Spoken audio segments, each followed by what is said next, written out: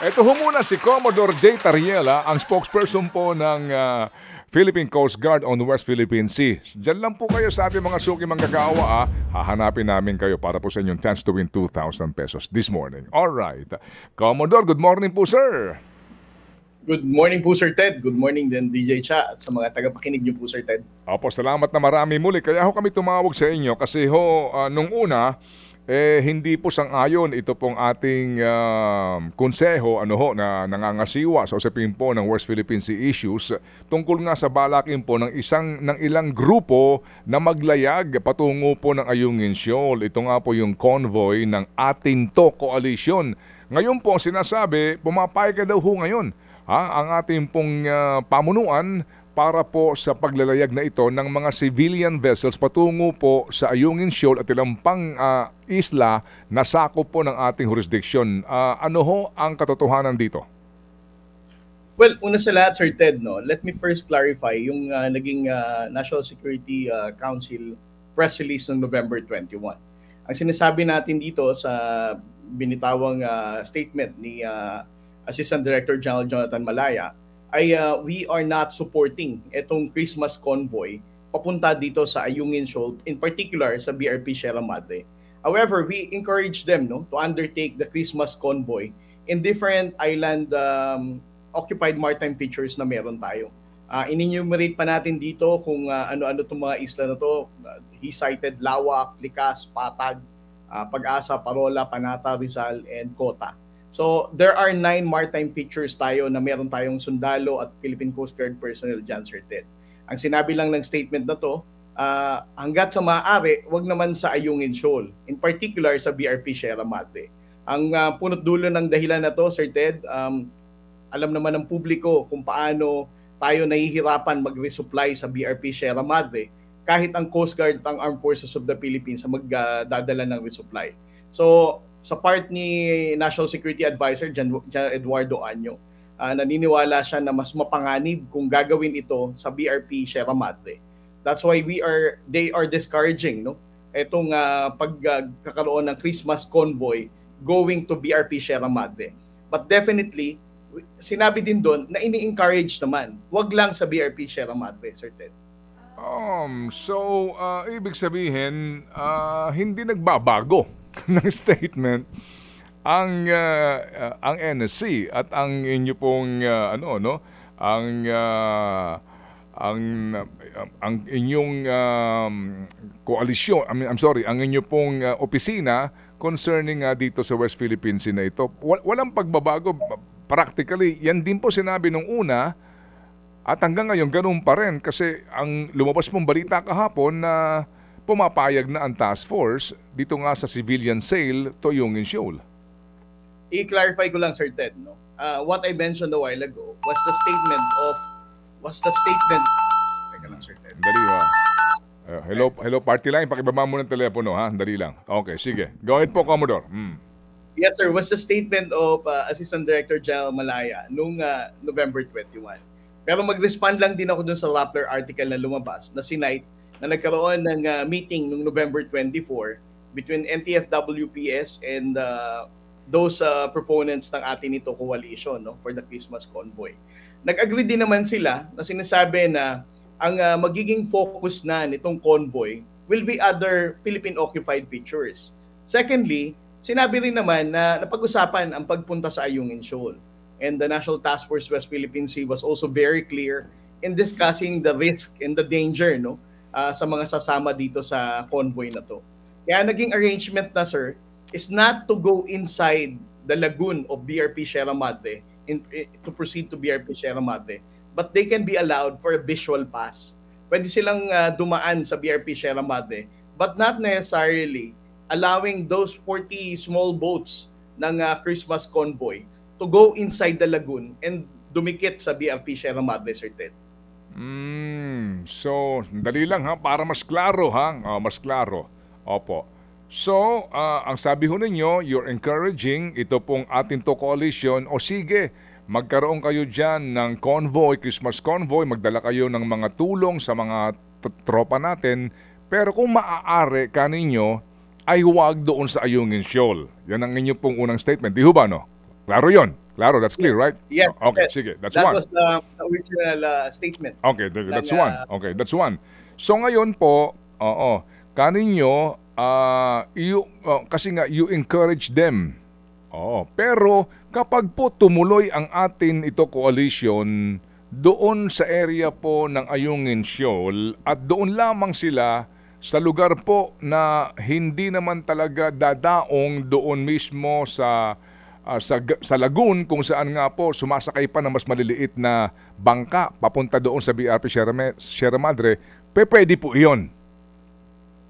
Yes, Sir Ted. It will just be a visual pass. Dadaan lang sila sa Ayungin. And then if they want, they can transfer itong mga Christmas gifts nila na sa mga naka-station natin sa BRP Sierra Madre.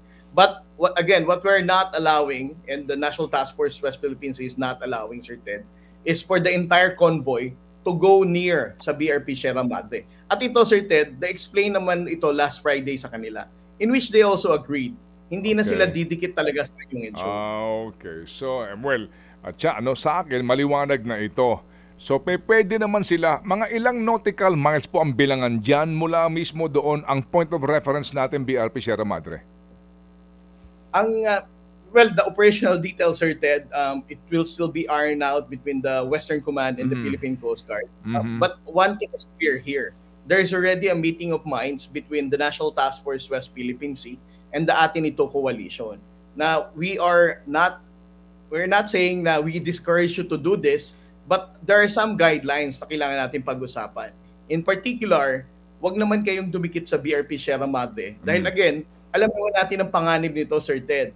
With the China Coast Guard vessels na humaharang sa Philippine Coast Guard vessel and sa resupply boats na ginagamit ng Armed Forces of the Philippines, talaga namang napaka-peligroso.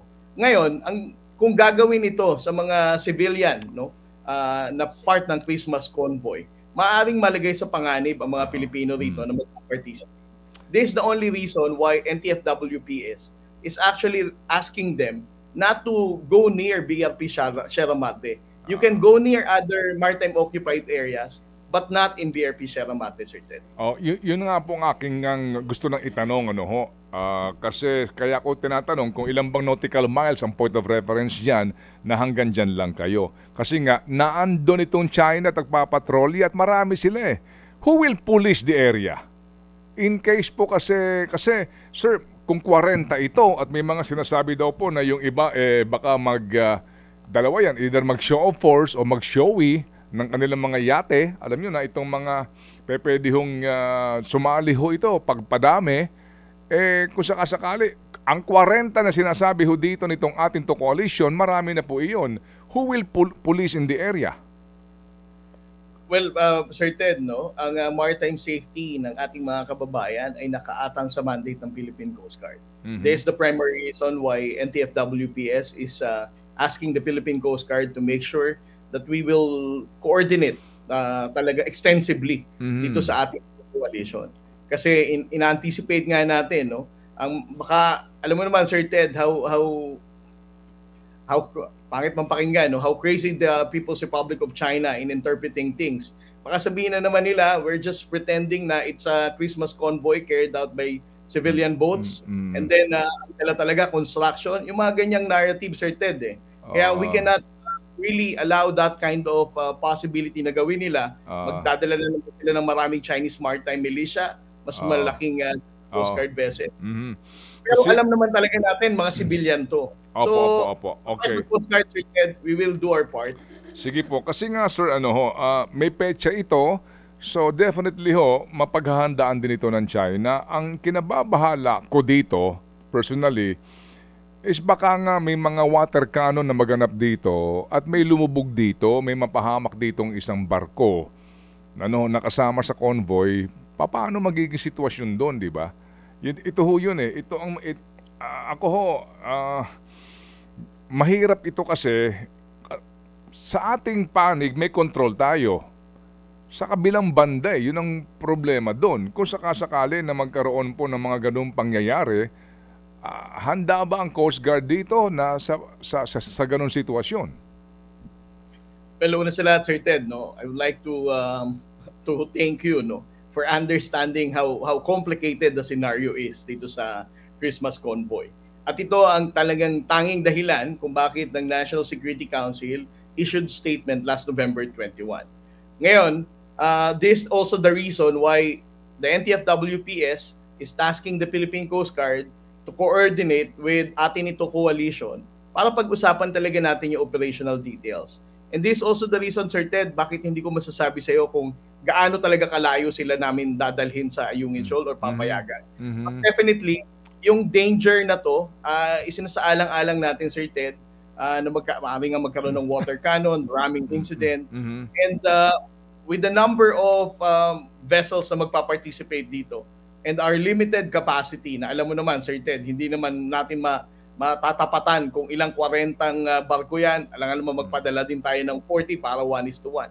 This far from reality. Kaya ito ang dahilan bakit sabi ko, Sir Ted, we need a thorough coordination with atin ito coalition para pag-usapan itong details na to, Sir Ted. Okay, sige po. Sige po. Kasi nga yung atin to coalition ay amin din po nakatakdang makapanayam perhaps by tomorrow. Pero malamang ang aking pagtansya dito, Commodore, mas minarapat ninyo na pumayag dito, technically magkaroon lamang ng mga hangganan, better na mag-escort kayo dito Better na naandun kayo so you can police, so you can supervise, kaysa sa sila lang ito, di ba? Mas maganda po na naandun na kayo, di ba? Yan ang dahilan, Sir Ted, kung bakit nga nakipag-usap din tayo ang NTF-WPS sa atin ito last Friday. Kasi alam naman natin na sa part ng gobyerno, kung sakali mang may panganib na mangyayari dito, kahit pa nagbigay ng statement si General Anyo through the National Security Council at gagawin nila to, ang masisisi pa rin naman gobyerno Kaya mas magandang pag-usapan natin ito, we iron out details at siguraduhin natin yung kaligtasan ng mga magpa-participate dito, Sir Ted. Okay, sige po. So, gaano ba gaano ba katagal ang biyahe dito kung ang gamit mo ay pangkaraniwan lamang kagaya po nung supply boat na kinukuha po ng armed forces dito? Gaano ba katagal ang biyahe niyan kung manggagaling ka ng El Nido, Palawan hanggang doon sa BRP Sierra Madre? Kung manggagaling sila ng El Nido, Palawan, Sir Ted, sa bagal ng ordinary boats na gagamitin nila, siguro around 15 hours to even 24 hours. Depende yan, Sir Ted, sa lalaki din ng alon na kakaharapin nila. So that's also another consideration kung gaano sila kabilis. And then second thing, kung mag-aantayan sila to maintain the convoy, ito pa yung isang consideration. Siguro mas longer pa because not everybody will be able to maintain such speed. So ibig sabihin, babagalan talaga nila sa pinakamabagal na bangka na meron sila. Opo. At dito kayo ba'y magtatakda ng minimum na laki nung bangka na sasama? Well, Sir Ted, meron tayong policy dyan. No? Of course, it's the Maritime Industry Authority, no? Yung Marina, ang may mga regulasyon sa sasakyang pandagat. And it's for the Philippine Coast Guard to enforce. Ang isa pang babanggitin natin sa atin ito coalition is that they have to make sure na ang gagamitin nilang sasakyang pandagat is not just purely fishing vessels.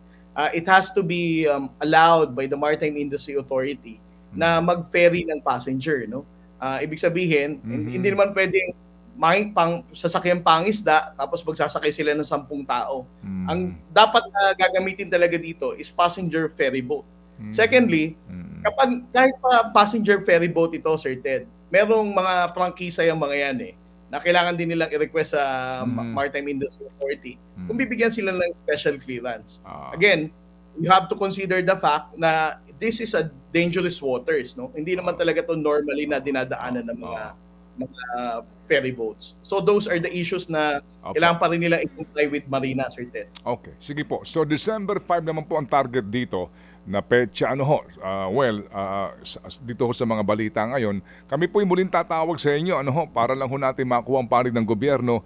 Dito nga po ako naman naniniwala na magandang adhikain din ito, no? Magbigay ng tulong sa mga tropa natin sa mga islang ito At pakita rin po na tayo'y nagkakaisa na pangalagaan po ang ating lugar, no? Atin to, kaya nga atin to coalition itong karagatan na ito. Yung nga lang po, may mga bagay-bagay sa detalye na mapanganib at kinakailangan natin pong makipagkasundo din sa gobyerno. Sige po. So, Commodore, kung sasama daw po si Chacha sa inyo, kasama ka. Kung mapapayagan tayo ng management ni na Sir Raul, Hindi, why pinapayagan ka na raw. not? Nakausap ko Baka na kailangan nila ng magsi-ceasefire pagka mainit na silang lahat Mag-ceasefire. doon.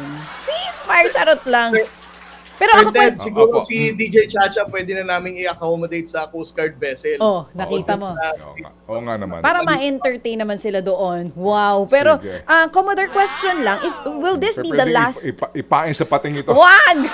Will this be, Commodore, the last convoy na mapapayagan kung sakali? Kasi nga sinasabi kanina ko, papaulit-ulit naririnig sa inyo yung komplikado yung sitwasyon at ayaw nating may mapahamak.